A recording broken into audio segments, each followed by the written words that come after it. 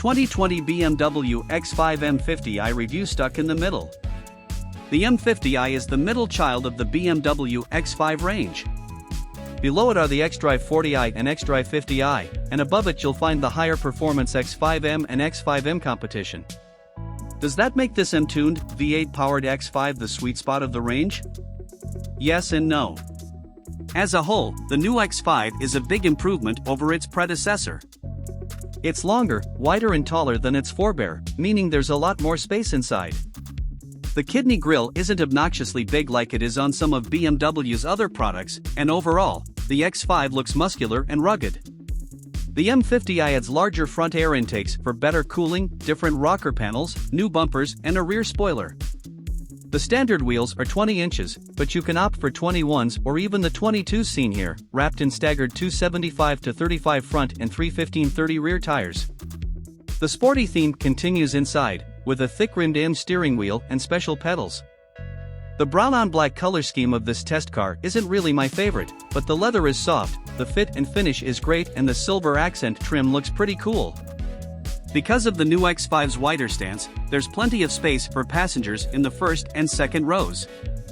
BMW does offer the X5 with a small third row of seats, but you can't get that on the M50i. It's only available on the i6 powered models. Without the third row, the X5 is plenty spacious, with 33.9 cubic feet of space behind the second row or 72.3 when all the seats are folded. Those numbers are competitive with the X5's key rival, the Mercedes-Benz GLE. That said, I wish the X5 had better storage solutions for smaller items inside the cabin. Even the center armrest bin is pretty tiny. The star of the interior is BMW's infotainment system. A 12.3-inch reconfigurable gauge cluster is right in front of the driver, with a second 12.3-inch screen in the middle of the dash. The iDrive 7 software can be controlled by touch, but I find myself using the dial and buttons on the center console more.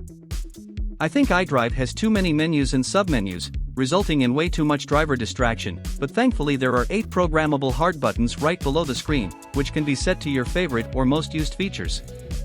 This M50i tester has the optional $4,550 executive package, which comes with both useful and frivolous tech. On the upside, the sweet surround view camera gives me a crisp, clear, 360-degree view of the car, and the Parking Assistant Plus tech allows for stress-free parallel parking.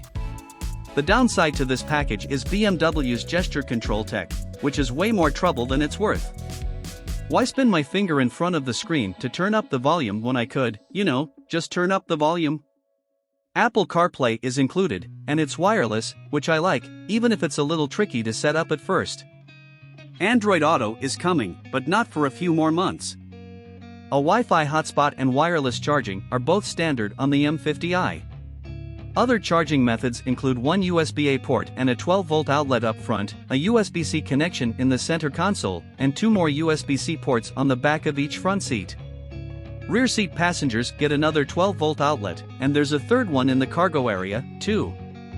It's expensive, too. The M50i tested here costs roughly $97,000. Considering the M50i doesn't really move the performance needle all that much, you could save $6,000 and go with the xDrive 50i, which has the same 4.4-liter V8, detuned to a still respectable 456 horsepower and 479 lb-ft, but really, I still maintain the best X5 is the xDrive 40i with its 3.0-liter turbo i6. It's more efficient, just as luxurious, and doesn't try so hard to be the sports car it isn't.